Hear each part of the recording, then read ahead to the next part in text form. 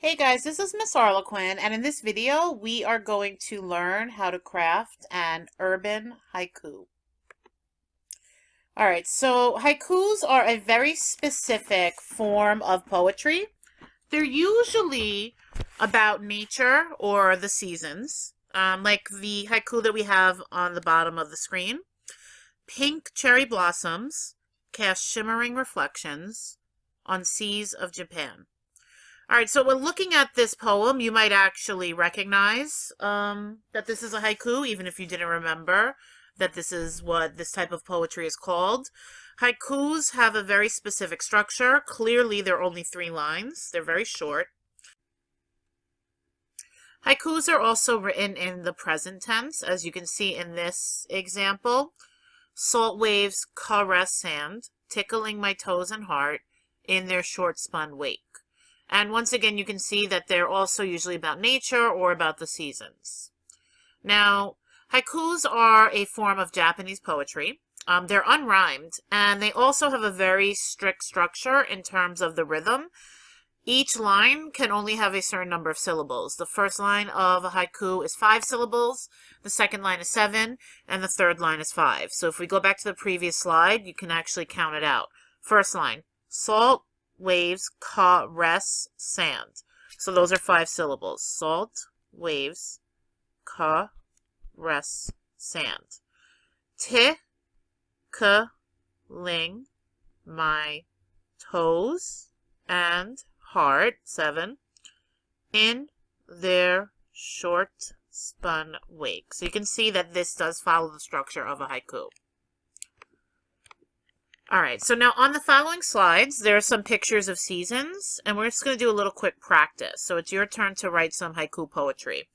So on your sheet of loose leaf paper, I want you to use each picture as inspiration and just write your own haiku poem for each scene. All right, so here is haiku number 1.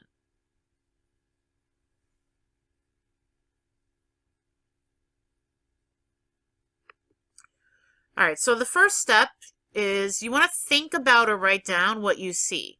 So just think about really brief words and phrases, adjectives, action words, what's happening with nature in that scene. So for the previous picture, I came up with thunder in the sky, hits the ground with lots of light, can scare the people. All right, so now let's just do a second practice. I'm going to reveal a second picture. This is haiku number 2.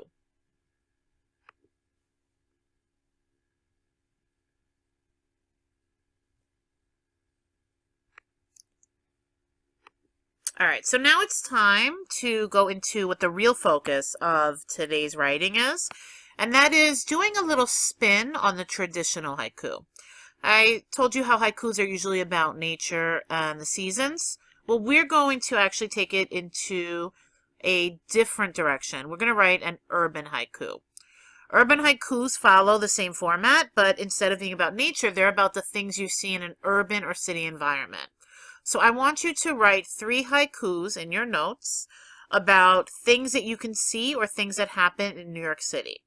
So I have 2 examples of some urban haikus on the bottom of the screen. The first one goes, 59th huddled, beneath an old wool blanket, a broken blank stare.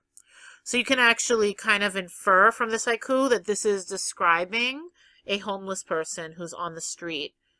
And then urban haiku number 2, a little bit funny. Bright puffy jacket makes her look lovely and fun. I just look fatter. All right, so you can see you can take a very somber, melancholy, serious tone, or you can make it a little bit more fun. You can do a combination.